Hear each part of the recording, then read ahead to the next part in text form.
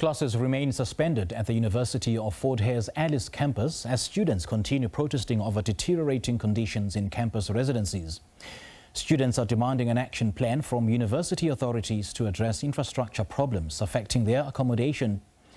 And for the latest developments, we're joined by the Alice Campus SRC Premier, Someleze Ndamase, via Zoom. A very good evening to you, sir. Thank you so much for joining us. Welcome. Thank you very much. Good evening to you too.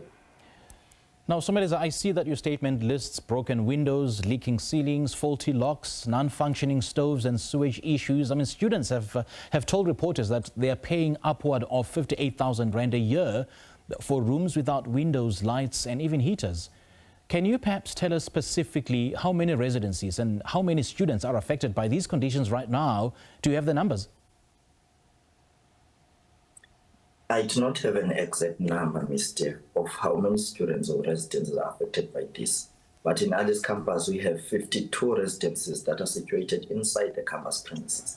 All of them, they are affected by these issues that have been mentioned in the statements provided by students. No other residence is better than the other. Each and every residence suffers from shortage of stoves, suffers from cold showers, suffers from broken lights, broken hangers, roof leakages.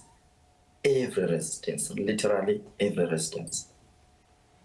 Now, you say these issues have been repeatedly reported through official structures. Maybe if you could walk us through that process concretely. Who exactly did the students report to, when the first reports logged, and is there perhaps a paper trail that the SRC can produce to prove to management that, to prove that management was actually on notice before this week? Yes, there's actually a paper trail of everything that we have submitted, of every request that we have sent to the management of the university. Okay. This has been a recurring matter. It's a long overdue matter. It has been occurring since the past few years. I don't know whether 4 years is a few years, but we've been suffering from such conditions since the past 4 years. When I got here, we used to hold marches, just peaceful marches, to the relevant departments to submit a memorandum of demands to all those stakeholders, to all the senior managers at such departments. For example, the maintenance department, properties and services. Then we will move to the office of the vice chancellor when our cries remain unattended to by the maintenance department. We have wrote multiple emails, and as the SRC, we have set multiple meetings proposing how things should be done.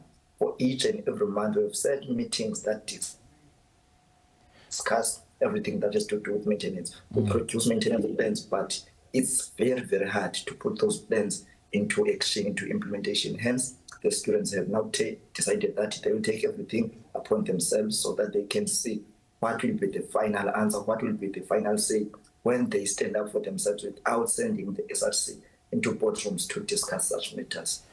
And the Vice-Chancellor engaged with students on Thursday, but in your words, offered no clear timelines or even concrete solutions. So what exactly did the VC say? Did he dispute the students' account of the conditions, or did he acknowledge the problems and simply fail to commit to dates?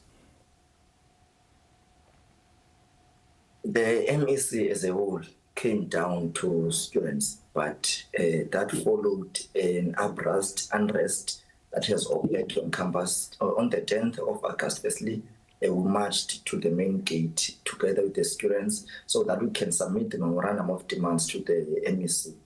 The senior manager, which is the executive director of infrastructure and technology, never bothered to come to students to receive such memorandum of demands, to receive such complaints. Instead, she just flew away. She got into a car. She flew away, neglecting the student rights. We submitted the memorandum of demands to the director of the properties and services by the name Mr. Shand.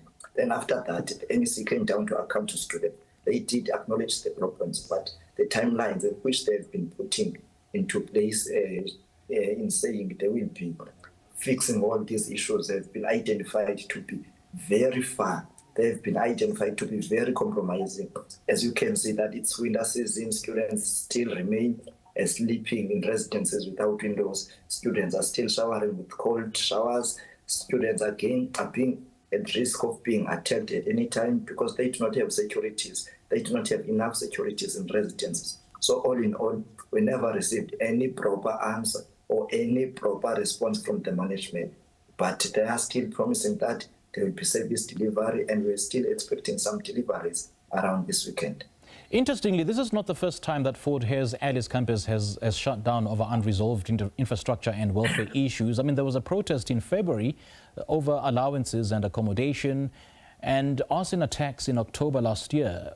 When management made generous concessions after the February protest, were residents' maintenance commitments part of that deal? And if so, why are we back here in August with the same complaints? Yes, maintenance complaints were part of the ordeal during last year's unrest that led to such a great havoc on campus. But we don't know why it has never been implemented, why our residences still remained unmaintained, because we're paying too much money to be staying in such residences. So I will just say it's a negligence, or it's lack of skills, or the institution doesn't want to hire people who are skilled enough to deal with such residences. For example, there have been reports that in the institution there's only one person who deals specifically with electrical related issues on campus. Out of the 52 residences, there's only one person who deals with such. And when it comes to plumbing, there are also reports that there's only one person who deals with such. So I can simply say it's negligence from the institution.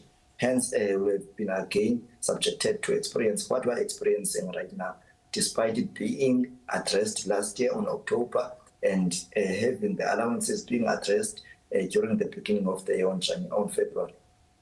All right, Someleze, it's great chatting to you. Thank you so much for joining us. Thank you. All right, that was University of Fort Hare's Alice Campus SRC Premier Someleze Ndamase detailing the events leading to the student protests as classes remain suspended at the University of Fort Hare's Alice Campus as the students continue protesting over deteriorating conditions in campus residencies.